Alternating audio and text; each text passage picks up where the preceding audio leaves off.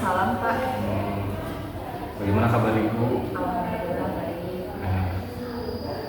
Baik Bu, pada kegiatan kali ini kita akan melaksanakan kegiatan praobservasi ya Bu. Yang tujuannya adalah nanti pada saat observasi Ibu lebih percaya diri lagi, Ibu lebih siap lagi. Kemudian untuk kegiatan praobservasi ini saya akan mengajukan beberapa pertanyaan. Boleh ya Bu? Iya boleh, silakan Pak. Baik Bu, untuk pertanyaan pertama, apakah tujuan pembelajaran yang hendak atau yang ingin dicapai pada saat observasi di kelas? Tujuan pembelajaran yang ingin saya capai ketika kegiatan observasi nanti itu adalah membuat atau merancang sebuah teks editorial tentunya dengan memperhatikan struktur dan kaidah kebahasaan.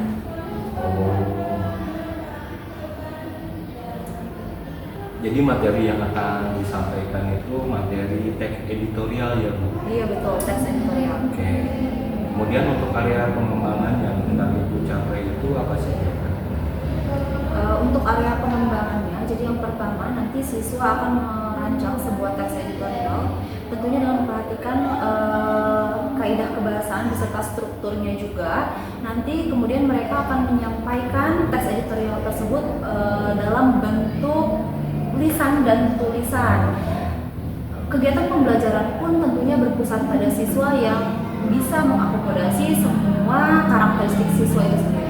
Oke Bu, jadi mereka itu akan merancang dan membuat teks editorialnya. Iya. Kemudian mereka akan mempresentasikan lisan maupun tulisan. Nah untuk kegiatan pembelajaran nanti Ibu akan menggunakan model pembelajaran apa? Rencananya nanti untuk model pembelajaran yang akan digunakan itu PJBL. PJBL. Iya. Berarti model pembelajaran yang berbasis proyek ya. Dan tentunya nanti ada sintak-sintak ya Bu yang harus Ibu lakukan pada saat di kelas. Nah untuk strategi pembelajaran yang akan Ibu gunakan, Ibu akan menggunakan apa?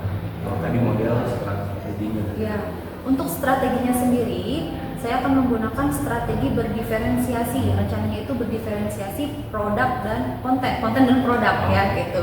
Jadi nanti untuk kontennya sendiri, saya akan menyiapkan beberapa media pembelajaran, tentunya yang sesuai dengan karakteristik siswa, misalnya infografis, kemudian video dan lain sebagainya. Nanti untuk produknya sendiri karena itu hasil output, jadi nanti saya berikan kebebasan kepada siswa sesuai dengan kreativitas siswa sendiri. Jadi nanti ada yang berbentuk teks, ada juga yang berbentuk video misalnya. Oke Bu, menarik sekali. Jadi Ibu akan menggunakan strategi pembelajaran berdiferensiasi ya Bu. Iya. Kemudian Ibu akan menggunakan strategi berdiferensiasi konten dan produk ya Bu atau produk. Produk. Nah, sekarang untuk penilaian Ibu sendiri akan menggunakan apa penilaiannya? Untuk penilaiannya seperti biasa kita ada penilaian sikap, tapi selain itu juga ada penilaian aktivitas siswa dan tentunya proyek. Jadi nanti setiap kegiatan itu ada penilaian. Oh, gitu ya. Jadi ini lebih pada penilaian keterampilan siswa ya. Iya betul.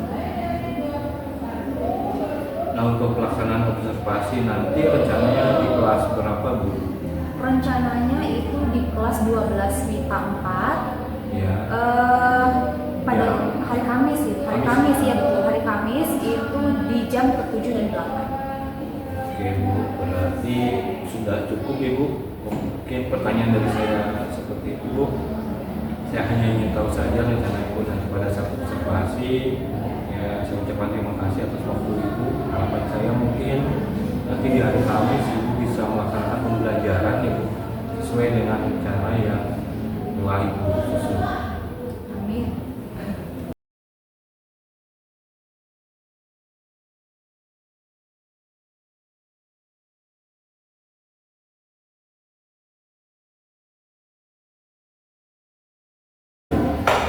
Ibu, hari ini kita akan melaksanakan percakapan pasca observasi, di mana sebelumnya kita sudah melaksanakan kegiatan observasi ya Bu. Kemudian setelah observasi di kelas. Nah, bagaimana perasaan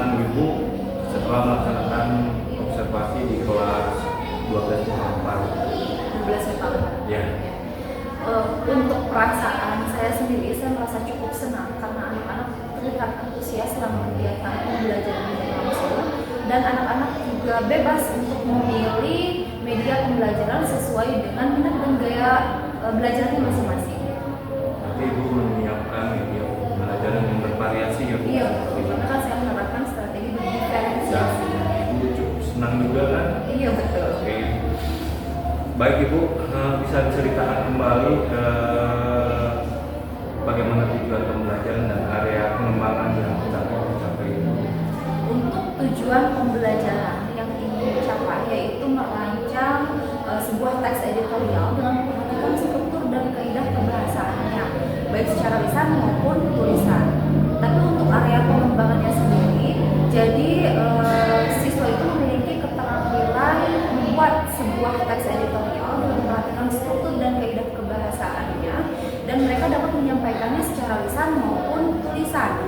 Dan pembelajarannya sendiri itu berpusat pada siswa, ya, sehingga bisa mengakomodasi semua karakteristik siswa. Oke Bu, begini ya Bu, jika harus memilih dari angka 1 sampai 10, posisi pembelajaran yang sudah Ibu lakukan pada saat observasi tersebut di posisi berapa? Saya rasa di angka 8. 39. Tidak. Ya, saya rasa di angka 8 karena siswa cukup terlihat antusias mengikuti kegiatan pembelajaran. Namun ada beberapa juga siswa yang cenderung pasif ketika mengikuti pembelajaran. Jadi mereka lebih mengandalkan temannya gitu ketika kegiatan atau proses pembelajaran berlangsung. Oke, nah itu kan persoalannya Bu. Iya betul. Untuk mengantisipasi persoalan yang siswa terlihat pasif, Ibu akan menerapkan strategi apakah untuk perbaikan pembelajaran ke depannya? Iya. Saya rasa saya juga ada kekurangan di bagian pengelolaan kelas. Jadi saya pertama akan memperbaiki dulu pengelolaan kelas saya. Gitu. Kemudian karena kemarin itu saya hanya menerapkan berdiferensiasi konten dan prodi saja, maka kali ini saya akan menambahkan berdiferensiasi proses juga gitu, dalam kegiatan pembelajarannya. Gitu. Dan rencananya saya juga akan mencoba untuk mengintegrasikan kompetensi sosial dan emosional siswa dalam pembelajaran. Oke, jadi Ibu akan menerapkan ketiga strategi berdiferensiasi itu ya Bu? Iya. Jadi kalau sebelumnya 2, sekarang 3 ya Bu? Oke, baik Ibu, saya rasa cukup ya Bu. Dan menurut saya yang sudah Ibu lakukan di kelas itu sudah sangat bagus, luar biasa sekali, di mana tujuan dan area pengembangan yang hendak Ibu capai itu sudah tercapai Bu. Nah ini juga terlihat dari antusias siswa dalam mengikuti pembelajaran, walaupun menurut Ibu tadi kekurangannya ada pada pengelolaan kelas ya Bu. Saya rasa itu hanya perasaan Ibu saja. Gitu. Jadi kesimpulannya ya Bu, Iya. Ibu sudah bisa menerapkan pembelajaran PJBL dan Ibu juga sudah bisa mengimplementasikan strategi pembelajaran berdiferensiasi. Terus rencana ke depan juga Ibu, nanti Ibu akan mengikuti mengembangkan diri mengikuti berbagai pelatihan ya Bu, seminar pendidikan. Oke Bu, terima kasih atas waktunya dan semoga kita bisa berbagi praktik baik ya Ibu dengan teman-teman yang lain. Terima kasih Bu.